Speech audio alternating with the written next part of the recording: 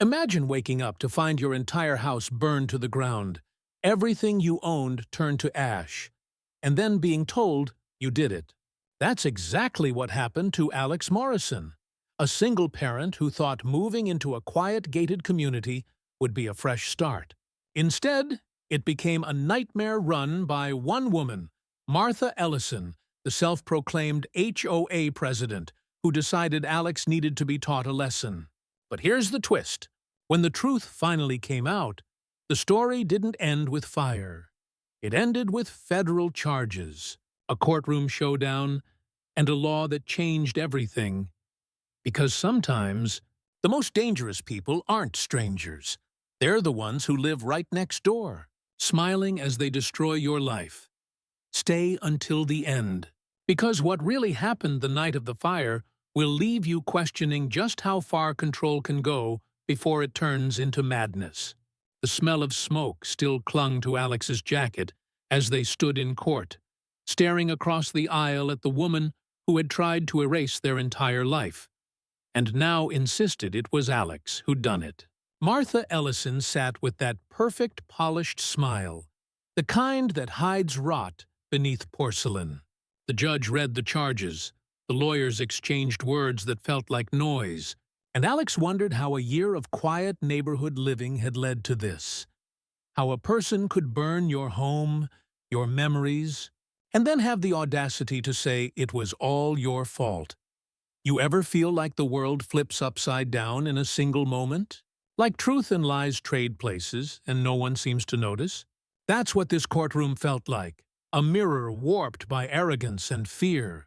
Martha wasn't just fighting for freedom. She was fighting for the illusion that she was still in control, and control had always been her favorite weapon. Alex's hands trembled, not from anger, but from disbelief. The fire had taken everything: the photographs, the journals, the smell of home that no insurance policy could replace. But now, sitting in front of 12 strangers, the real battle was for identity. Was Alex the victim, or the villain the papers made them out to be? That question hung heavier than the smoke that once filled their lungs. It's strange, isn't it? How quickly perception shifts. One rumor, one headline, and people start to doubt even what they know is true. Yet, there's power in calm persistence, the kind that doesn't scream but endures. Alex decided that day that truth wouldn't need volume. It would need patience. The truth would breathe on its own. Across the room, Martha smiled again, almost daring Alex to flinch. But there was something hollow in her eyes, like the fire had taken something from her too. Something she'd never admit. That's the irony of destruction. When you try to ruin someone else's life, you often end up standing in your own ashes. As the judge called the court to order, Alex exhaled. The story the world believed was about fire and blame. But underneath it all, this wasn't just about loss. It was about reclaiming the narrative before it burned completely out of control. A year earlier, life had felt like a fresh start. Alex remembered driving down the narrow street lined with blooming magnolias, their daughter Lila in the back seat, humming to a song on the radio. After years of renting cramped apartments, this small cul-de-sac felt like the kind of place where people smiled just because the sun was out. The houses were close enough to wave good morning, far enough to breathe. It wasn't luxury, but it was peace. And peace was the one thing Alex had been chasing for a very long time. The neighbors seemed like characters from an old postcard. Mr. and Mrs. Carter, in their 70s, waved from their porch swing every evening with glasses of lemonade. Across the street, two little boys raced on their bikes, shouting about imaginary dragons. There was laughter, barbecues on weekends, and a quiet that felt earned. For a while, Alex believed they'd finally found the kind of normal everyone dreams about, but rarely keeps. Then came Martha Ellison. She introduced herself with the kind of polished smile that belonged more to a politician than a neighbor. Everything about her was symmetrical. The haircut, the garden, the way she stood perfectly centered in her doorway as if every movement was rehearsed. She wore pearls to take out the trash, and carried a clipboard like it was a badge of honor. "Welcome to the neighborhood," she'd said, her tone sweet but sharp around the edges. "We take pride in maintaining community standards here." That word, standards, seemed harmless at first. Everyone wants to live somewhere beautiful, somewhere cared for. But there was something about the way she said it that made Alex pause. It wasn't about beauty. It was about control. The first sign came a week later when Martha appeared outside, photographing a neighbor's recycling bins. "Improper placement," she whispered, jotting notes like she was writing citations for a war crime. A few days after that, Alex found her in their front yard, measuring the grass with a ruler. "It's an inch too high," she said matter-of-factly, as if that single inch were an act of rebellion. Still, Alex tried to give her grace. After all, people find strange ways to feel important. Maybe she was lonely. Maybe she just needed to be seen. Lila called her the clipboard lady, a nickname that made Alex laugh, though deep down it carried a strange unease. Kids sense things, adults try to rationalize away. And Lila was sensing something.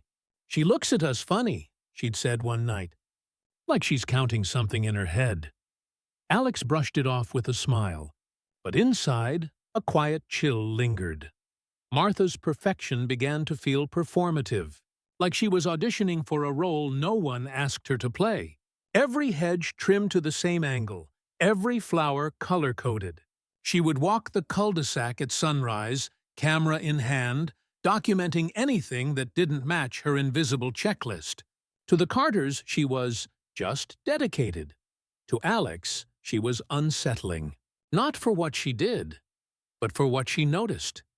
When she talked, she used phrases like property integrity and community image. She asked Alex if they planned to repaint their fence, noting that chipping paint reflects poorly on collective harmony. It wasn't a question. It was a warning dressed as advice. Alex smiled politely, but the discomfort grew. Still, the move had been hard enough. The last thing they wanted was conflict. Peace was worth swallowing pride for, or so they thought. It's funny how control can disguise itself as care, how someone's obsession with order can look, for a moment, like leadership. But every perfect lawn has its buried roots, and some grow in toxic soil. Martha wasn't just enforcing rules, she was building a hierarchy where she sat at the top, smiling down from her porch like a queen watching her subjects, and no one dared to challenge her. But deep beneath that quiet neighborhood calm, tension had already started to hum. A low frequency that only gets louder when ignored. And as Alex stood on their porch one evening, watching the sun set over neatly trimmed lawns, they had no idea that peace was about to become a memory. Because sometimes the worst storms don't announce themselves. They start with a smile, a clipboard, and the illusion of community. It started small, so small that Alex almost laughed it off.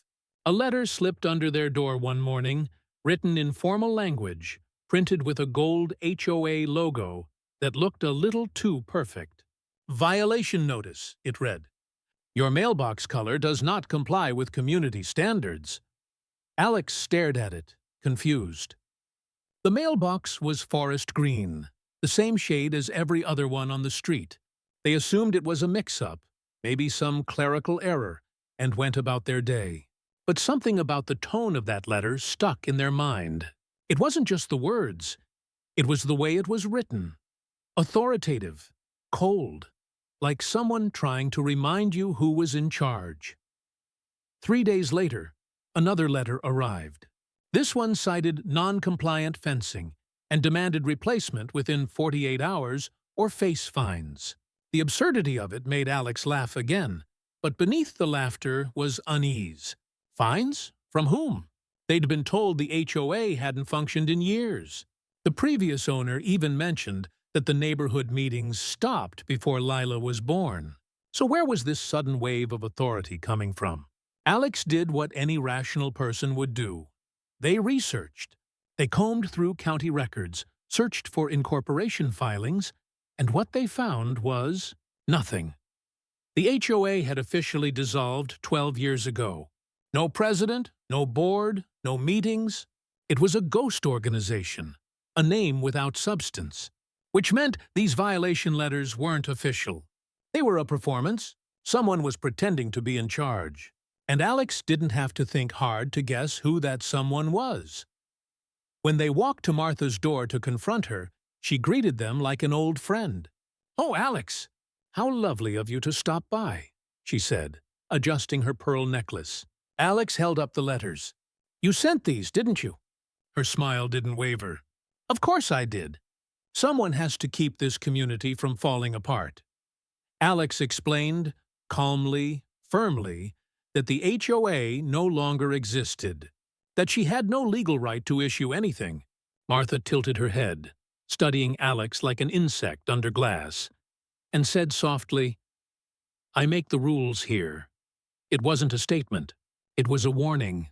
And in that moment, Alex realized this wasn't about mailboxes or fences. It was about control.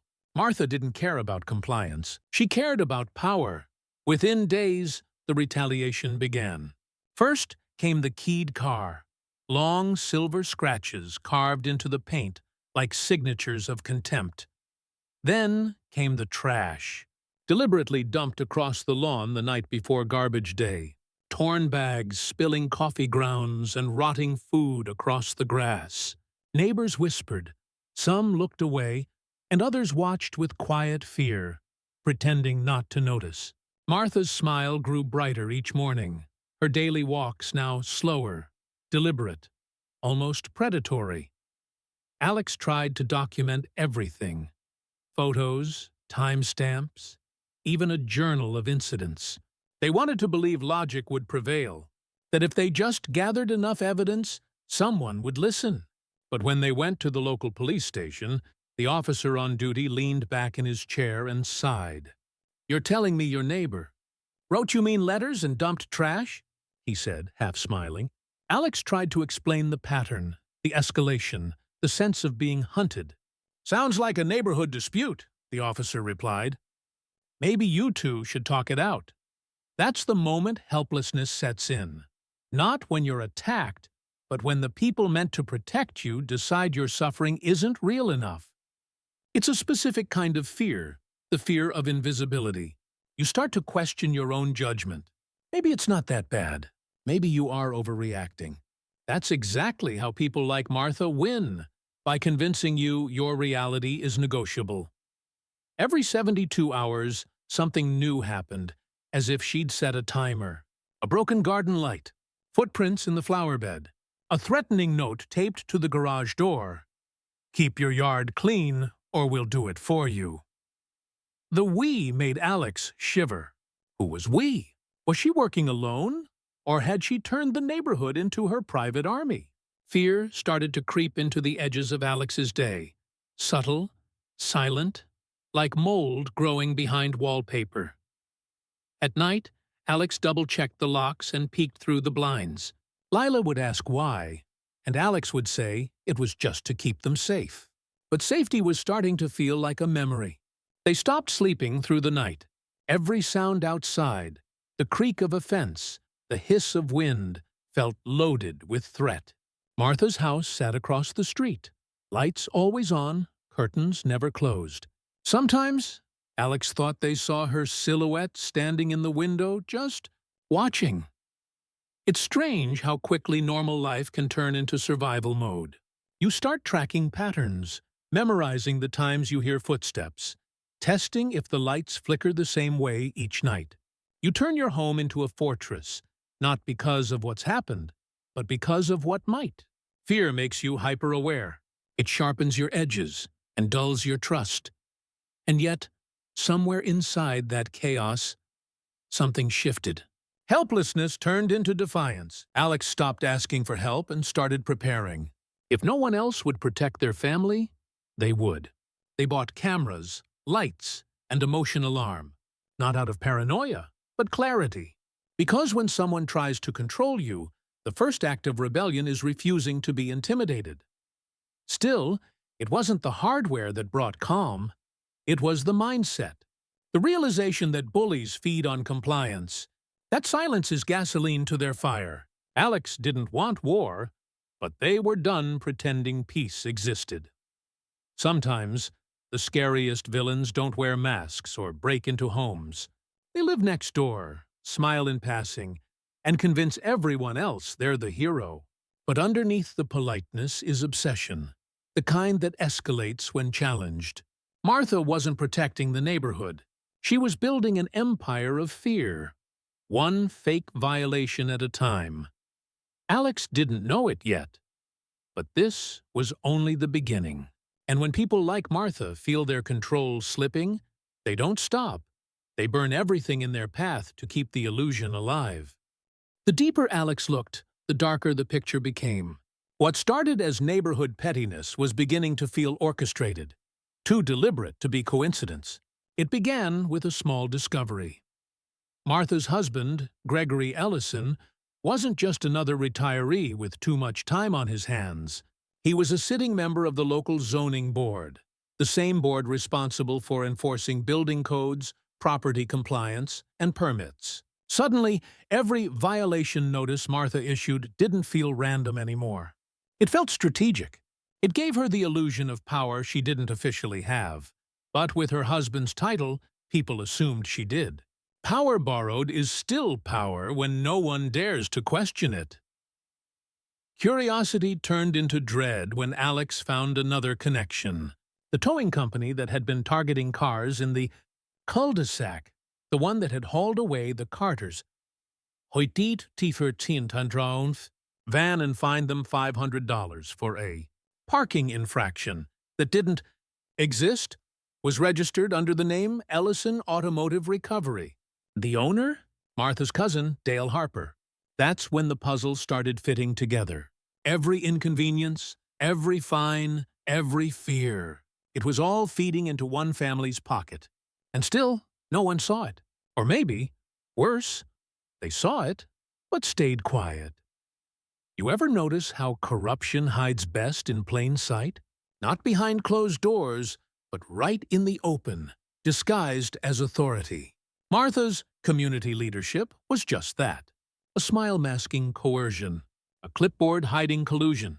But Alex didn't want to believe it yet. There had to be some mistake, some misunderstanding. Maybe Martha was just overzealous. Maybe Gregory didn't know what she was doing. That illusion cracked the day Alex learned her son-in-law worked as a county fire inspector, the same department that handled neighborhood safety complaints and fire code enforcement. It wasn't just influence, it was insulation. A web spun so tightly that anyone who tugged at one thread risked strangling themselves. When you realize someone's built a system that protects their cruelty, something shifts inside you. You start questioning not just them, but the world you live in. Alex felt that shift the day they went to the county office, documents in hand, ready to file a complaint about Martha's harassment. The clerk looked nervous, glanced down at the papers, then asked quietly, "Are you sure you want to do this?" That question lingered like smoke. "Are you sure you want to do this?" It wasn't concern. It was warning. Alex filed anyway. It was an act of defiance, small but symbolic. For the first time in months, they felt control return, even if it was fleeting. But within 48 hours, the retaliation came back harder. This time, Martha wasn't hiding behind letters or veiled threats. She went on the offensive. A formal complaint arrived from her lawyer, accusing Alex of harassment, intimidation, and stalking behavior.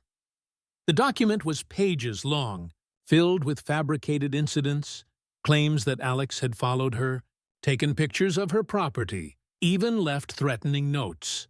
It was absurd, but terrifyingly official.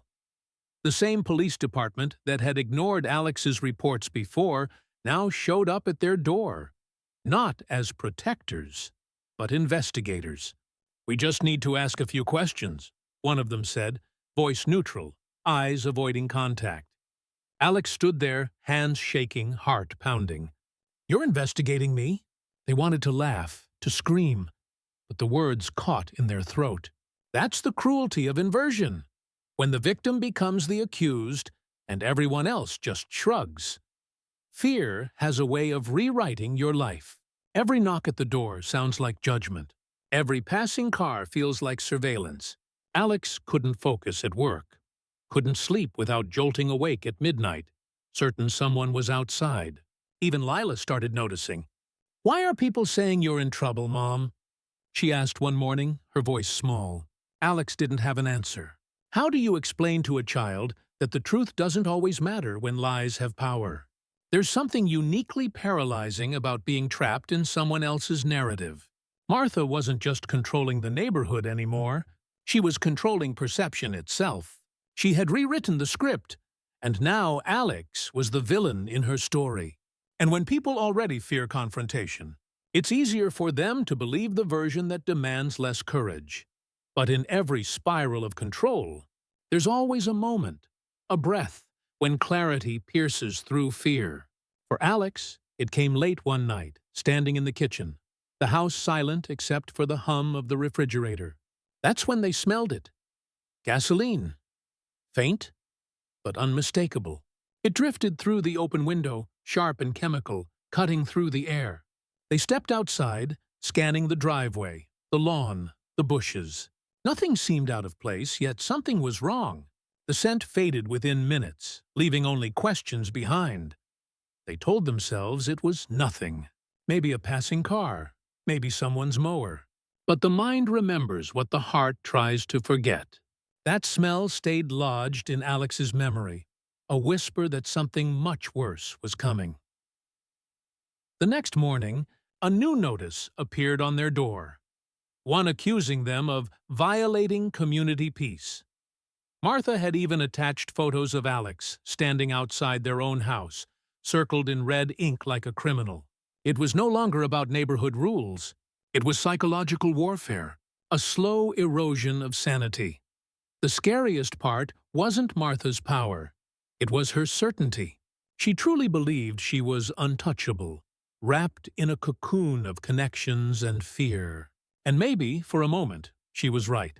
Because when the system is built to protect the powerful, the only weapon the powerless have left is persistence.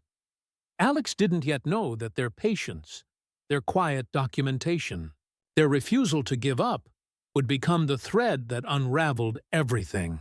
But that night, as the smell of gasoline lingered faintly in the air and the shadows outside seemed to stretch a little longer, one truth became clear. Martha's game wasn't about control anymore.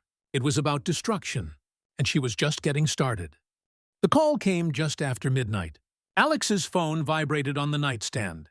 The kind of vibration that doesn't feel random. It feels like a warning. Half awake in a quiet hotel room 2 towns over, they answered, expecting maybe a wrong number or a student emergency. Instead, the voice on the other end was panicked. "Your house," the caller gasped. "It's on fire." For a few seconds, the words didn't register. They hung there, detached, floating in the space between disbelief and terror. Alex sat up, heart pounding so fast it felt like drowning. "What do you mean on fire?" they whispered. But the answer was drowned out by sirens in the background. The drive back was a blur of headlights and static thoughts. Lila slept in the back seat, unaware, her small hand clutching the stuffed bear she never traveled without. Every mile felt heavier, as if gravity itself had turned against them. There's a unique kind of silence that follows catastrophe, the one that exists right before you see what's been taken from you. When Alex turned onto their street, that silence shattered. The night sky pulsed with orange and red, a monstrous glow reflecting off the wet pavement. Fire trucks lined the road. Neighbors stood in clusters, faces lit by the blaze like spectators at an unholy ceremony. The smell hit first, thick, chemical, and final. Then the sight of it. The house that had once been a sanctuary, now roaring like a living thing, collapsing inward as firefighters battled to contain it. The roof had already caved. The windows were gone. The air itself trembled with heat. And in that chaos, the mind goes quiet. There are no words, no coherent thoughts, just the primal instinct to run toward what's yours, even when it's too late. Alex tried, but a firefighter caught them by the shoulders.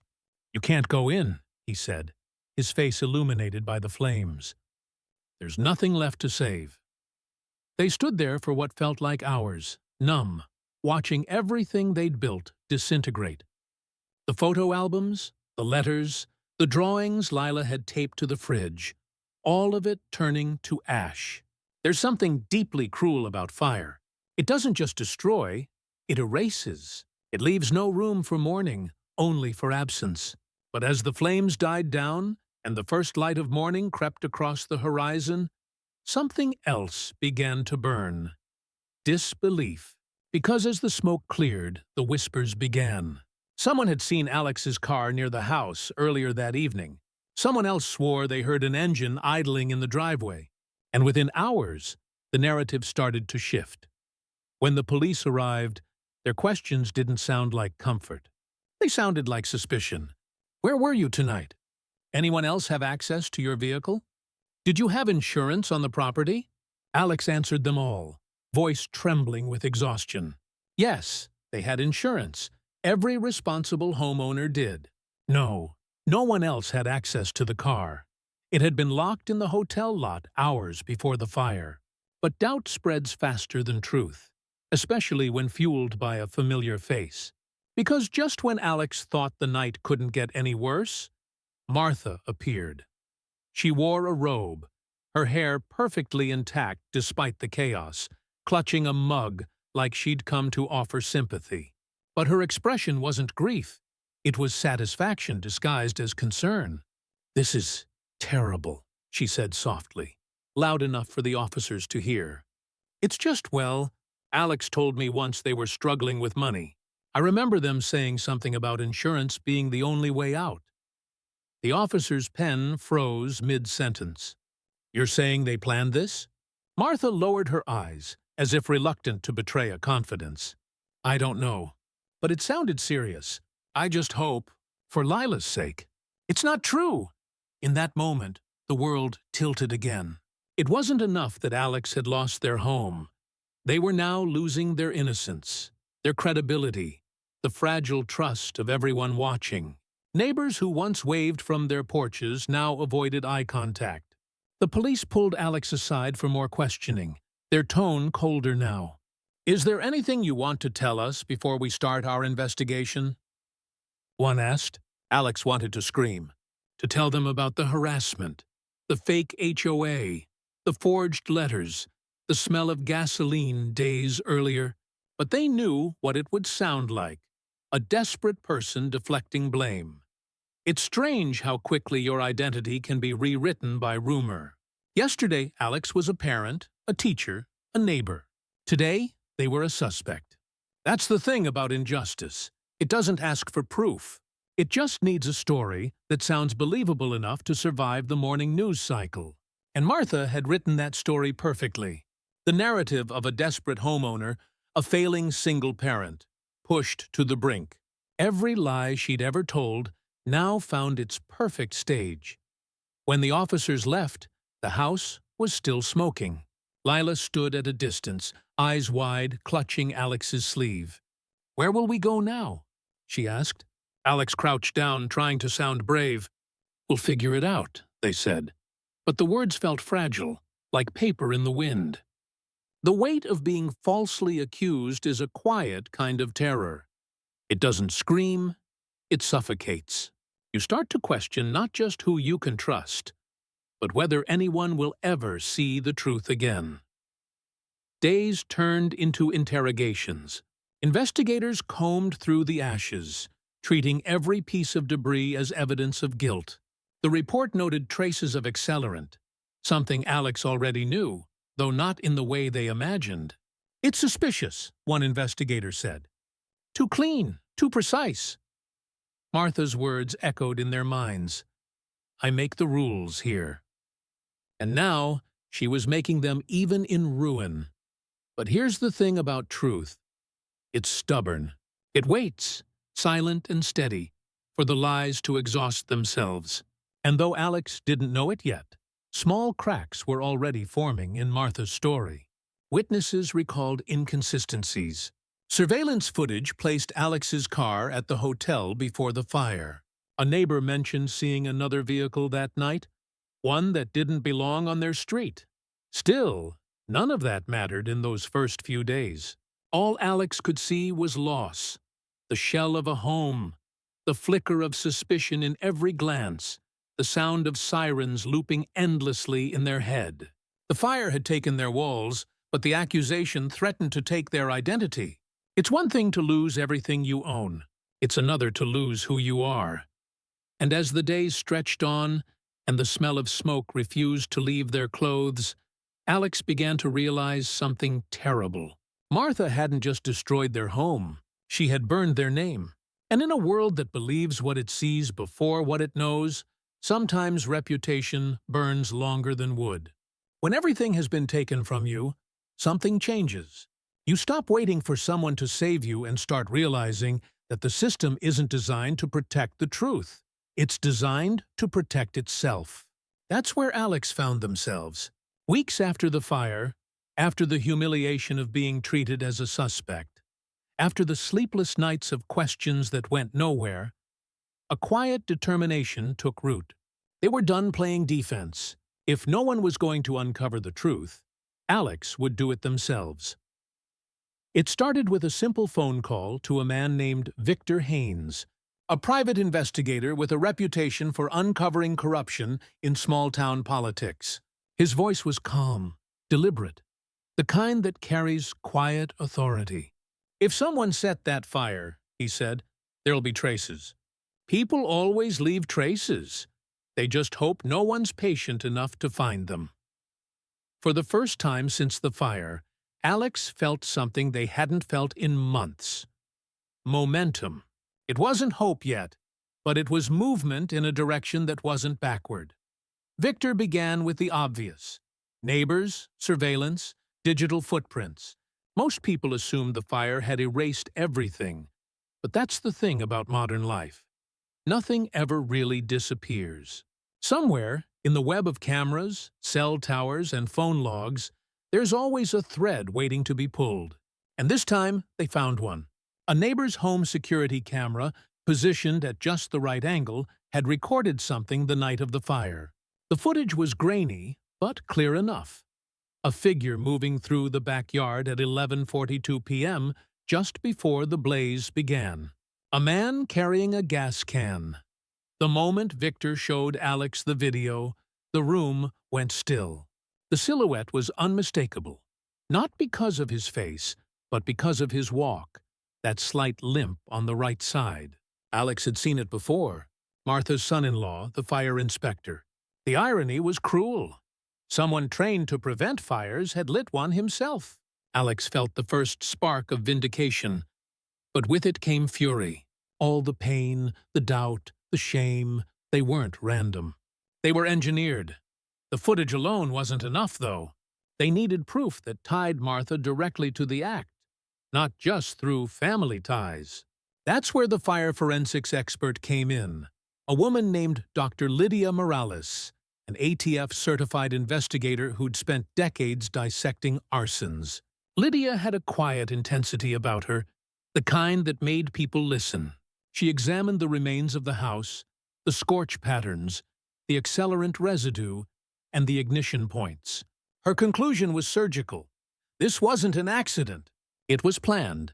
Whoever did this knew how to make it look spontaneous, but failed to understand one thing. Fire tells stories if you know how to listen. She found two distinct burn signatures, one consistent with a gasoline pour, the other with a chemical propellant rarely used outside industrial settings. It was an amateur's attempt to fake expertise. Lydia prepared a full report, complete with chemical analyses, timestamps, and a detailed reconstruction of the event. The picture was becoming clear, and with each detail, the walls Martha had built around her illusion of control began to crack.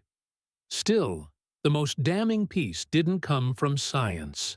It came from ego. People like Martha always make one fatal mistake.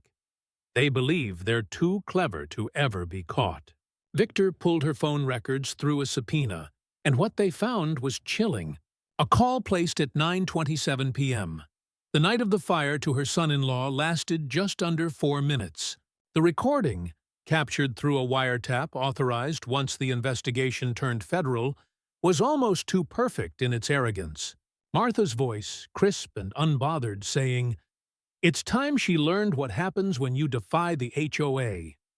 Alex listened to that recording 3 times before it really sank in. It wasn't just about revenge.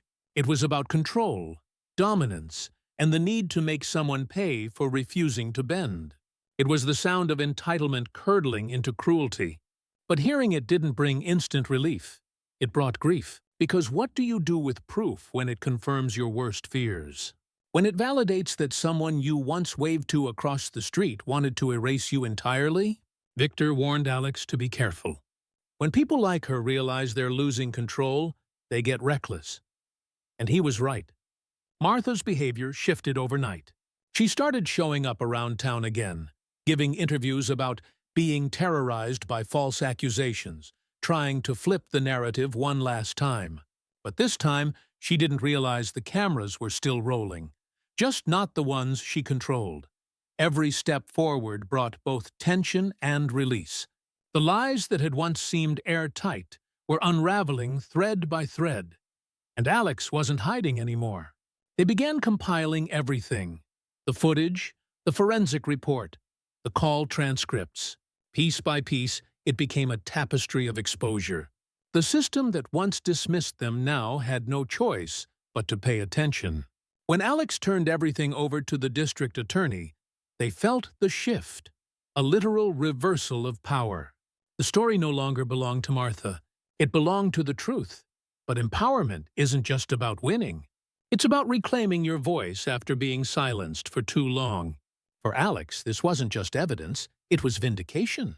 Every sleepless night, every whisper of doubt, every cruel headline, they all led here.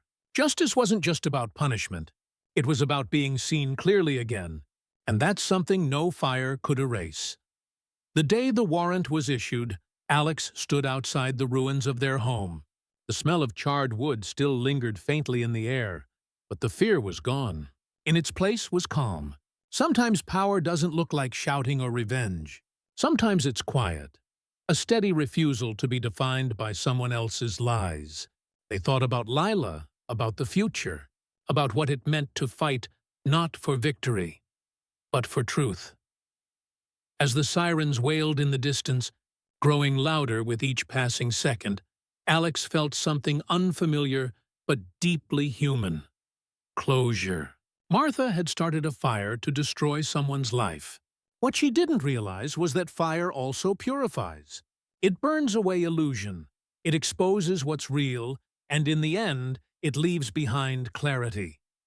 The system that once turned its back was finally looking at her for what she was. The woman who made the rules had finally broken every one of them. And as the authorities moved in, Alex didn't feel vengeful anymore. They just felt free. Justice doesn't always arrive with trumpets. Sometimes it enters quietly, through the cracks of patience and persistence. For Alex, justice began not with celebration, but with exhaustion, the kind that comes after months of fighting to be believed. But when Martha was finally indicted, the weight that had lived on Alex's chest for nearly a year began to lift. One charge after another: arson, conspiracy, perjury. Each word like a nail sealing the coffin of her illusion of control. The woman who once strutted through the neighborhood with a clipboard and a smile now stood small and trembling under the fluorescent lights of a courtroom. The story that had once felt impossible to prove was now undeniable. The recordings, the forged documents, the web of manipulation, it all came to light. The zoning board, too, was exposed for what it was: a network of silent enablers who had looked the other way while Martha and her family exploited their influence. Officials resigned. Investigations widened. People who once praised her leadership now spoke her name like a warning. And in that unraveling, something shifted. not just for Alex, but for the entire community. Fear was replaced by clarity. Silence was replaced by accountability. When the trial began, the courtroom overflowed. Reporters filled every row, cameras flashing, neighbors whispering. Martha arrived wearing pearls, as always, her signature armor. But on this day, they no longer symbolized grace. They symbolized delusion, a desperate attempt to cling to a reputation that had already burned away. Throughout the proceedings, she spoke with the same conviction that once intimidated an entire neighborhood. "I was protecting our community standards," she declared, her voice trembling but defiant. "I only wanted order." It was the same justification every tyrant hides behind. Chaos disguised as care. Control disguised as virtue. The prosecutor played the phone recording again, the one where Martha's voice, clear and sharp, said, "It's time she learned what happens when you defy the HOA." The room fell silent. You could feel the collective realization ripple through the crowd, that this wasn't about property lines or paint colors. It was about power, ego, and the lengths one person would go to preserve an illusion. For the first time, even her family looked away. When it was the judge's turn to speak, the tone shifted from legal to moral. His words carried the authority of truth, stripped of ceremony. "Mrs. Ellison," he said slowly, "you are not a protector of community standards. You are a domestic terrorist in pearls, weaponizing fear, deceit, and fire to maintain a fantasy of control. This court finds you guilty on all counts." The sentence was decisive. 15 years without parole. The sound of the gavel striking the bench felt final, like a door closing on a long, toxic chapter. Alex didn't cheer. They didn't even smile. What they felt was quieter, an exhale that had been waiting for months to escape. The kind of release that doesn't celebrate revenge, but recognizes peace. Because justice, when it's real, doesn't always taste sweet. Sometimes, it just tastes like truth. As part of the verdict, Alex was awarded full restitution, nearly $500,000, the amount stolen through Martha's fraudulent fees. But it wasn't about the money. It was about acknowledgement. Every lie, every humiliation, every sleepless night, they were finally documented, validated, seen. Alex thought of the phrase Martha used to repeat so smugly, "I make the rules here." And for the first time, those words meant nothing. The rules had changed. News of the trial spread beyond Willowbrook. Journalists called it the HOA Inferno case. Lawmakers took notice. What started as one person's nightmare began sparking reform. Within months, a proposal emerged in state legislature. New oversight laws for self-appointed homeowner associations, mandatory audits, and background checks for anyone assuming authority over community governance. They called it Ellison's Law, a cruel but fitting irony. For years, Martha had used her false authority to terrorize her neighbors. Now her name would live on as a cautionary tale, a reminder of how easily unchecked power corrodes decency. When the law passed, Alex attended the signing ceremony quietly, without fanfare. They stood in the back, hands folded, watching as officials praised the resilience of one resident who refused to be silenced. And that's the thing about transformation. It rarely feels triumphant in the moment. It feels reflective. It feels earned. Alex wasn't thinking about Martha anymore. They were thinking about what had survived, about Lila's laughter returning, about rebuilding, not just a house, but trust, faith, normalcy. Months later, walking past the rebuilt foundation of their home, Alex noticed something small glinting in the dirt. A single pearl, buried in the soil, likely dropped during the chaos of the fire. They picked it up, turned it over in their palm, and couldn't help but smile. The symbol that once stood for Martha's false purity now meant something entirely different. It was a relic of everything that had burned and everything that had been reborn. There's a truth about evil people that we rarely say out loud. They never think they're evil. They think they're right. They think they're justified. And maybe that's what makes justice so powerful. Not just punishing wrongdoing, but reminding the world that self-righteous cruelty, no matter how well dressed, still burns in the end. Martha believed she could build an empire of fear and hide behind civility. What she learned instead was that truth doesn't need to shout to be heard. It just needs time, and someone brave enough to hold on until it speaks. Rebuilding wasn't just about bricks and paint. It was about reclaiming something that fire could never touch. For months, Alex woke before sunrise, coffee in hand, standing at the edge of the empty lot where their house once stood. The ground was still scarred, blackened in some places, but there was something cleansing about it too. The ashes didn't feel like loss anymore. They felt like foundation. Because once you've had everything taken from you, what comes next isn't rebuilding. It's rebirth. The first beam went up in spring, under a sky so blue it almost felt symbolic. Neighbors came to help, real neighbors this time, the kind who showed up with hammers and casseroles instead of clipboards and rules. The Carters brought lemonade. Mrs. Nguyen baked bread every Saturday for the volunteers. Even people from nearby towns came to lend a hand, saying they'd followed the story and wanted to be part of the healing. For the first time, Alex realized something beautiful. Tragedy doesn't just reveal who people are. It attracts those who still believe in decency. Lila painted her new bedroom wall herself, bright yellow, insisting it should be the color of starting over. Alex didn't argue. Every choice they made, every nail driven, felt like a declaration. This home wouldn't just replace what was lost, it would honor what survived. The fear that once haunted their nights had softened into wisdom. They didn't check the locks 3 times anymore. They didn't flinch when the wind rattled the windows. Safety, they learned, wasn't about walls or alarms. It was about trust rebuilt from the ground up. And something unexpected began to grow alongside the new house, a community fund. It started small, a few donations from friends, a local reporter sharing Alex's story, a handful of neighbors who'd faced their own quiet versions of HOA bullying but never spoke up. Within weeks, it turned into something larger. The Willowbrook Justice Fund. Money to help families facing the same kind of weaponized authority Alex once did. What began as survival became service. Pain became purpose. And that purpose started healing more than just one street. Sometimes we think strength means fighting back harder, shouting louder. But Alex learned the opposite. Strength can also mean standing in the ruins with open hands and saying, "This won't define me." Because fire destroys, yes, but it also transforms.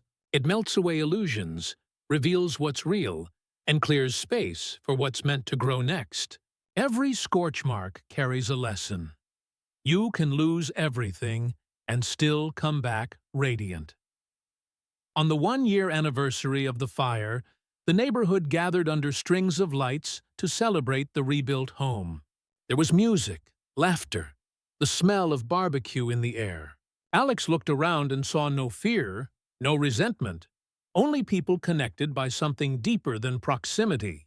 This was what community was supposed to mean all along. Care without control, love without leverage. When the night wound down, someone asked Alex if they regretted any of it. If they could erase the pain, would they? Alex paused, looking at the house glowing softly in the dark. No, they said quietly, because everything that burned away was never real to begin with. The only thing left is what was meant to stay. And that's the truth most people miss. Some fires don't just take, they refine. They show you what cannot be broken. As the last guests drifted home and the stars reclaimed the sky, Alex stood on the porch, Lila asleep inside, and whispered the words that had carried them through it all. Some people try to control everything, but when you take away their power, you find freedom in the fire they started.